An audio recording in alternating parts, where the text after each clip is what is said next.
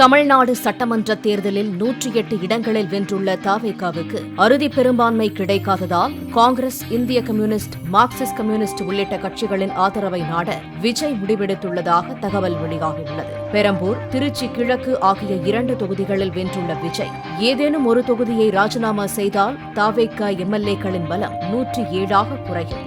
சட்டமன்றத்தில் அறுதி பெரும்பான்மையை நிரூபிக்க தவேகாவுக்கு 118 எம்எல்ஏக்களின் ஆதரவு தேவை என்ற நிலையில் விஜய்க்கு ஆதரவளிப்பது குறித்து காங்கிரஸ் டெல்லி தலைமை முடிவெடுக்கும் என்று செல்வ பெருந்தகை தெரிவித்துள்ளார். So if any offer to TVK as a join to form the government, Congress? No, that I don't know. My High Command, Rahul Gandhi ji, Mallikarjuna Kharge ji, Venugopal ji, Girish Chodankar ji will decide. பாஜகவை எதிர்ப்பதுதான் விசிகாவின் இலக்கு.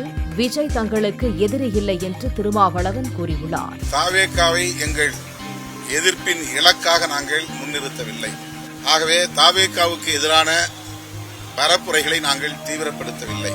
எங்கள் இலக்கு அதிமுக, பாஜக வலிமை பெற்றுவிடக் கூடாது என்பதில்தான் குறியாக இருந்தது. தவேகாவுக்கு ஆதரவளிக்குமாறு விஜய் அழைப்பு விடுத்தால் செயற்குழுவை கூட்டி முடிவெடுப்போம் என்று இந்திய கம்யூனிஸ்ட் மாநில செயலாளர் வீரபாண்டியன் தெரிவித்தார். அதிமுக, பாஜக வரக்கூடாதுன்னு நீங்க வெற்றி பெற்று சொல்லிருக்கீங்க. ஒருவேளை நீங்க கூட்டணி கட்சியில ஆதரவு தரலனா அடுத்த இடம் அதிமுக பக்கம் தான் போகும். அதை தடுப்பதற்கு நீங்க ஏதாவது முன்னெடுப்பு எடுத்து இது குறித்து இந்த கேள்விகள் குறித்தெல்லாம் கட்சியினுடைய தலைமை சிந்திக்கும். கட்சி ஒரு நல்ல முடிவு எடுக்கும். கட்சியினுடைய முடிவு தான் எங்கள் முடிவு.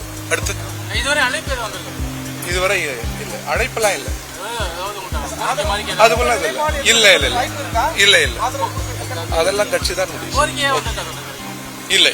விஜய் தனது நிலைப்பாட்டை வெளிப்படையாக கூறினால் தவேகாவுக்கு ஆதரவளிப்பது குறித்து ஆலோசிப்போம் என மார்க்சிஸ்ட் கம்யூனிஸ்ட் கட்சி மாநில செயலாளர் பே. சண்முகம் கூறினார். தனிப்பெரும்பான்மை கட்சி என்கிற முறையில் அவர்களுக்கு தான் அந்த சட்டப்படியான வாய்ப்பு என்பது இருக்கிறது.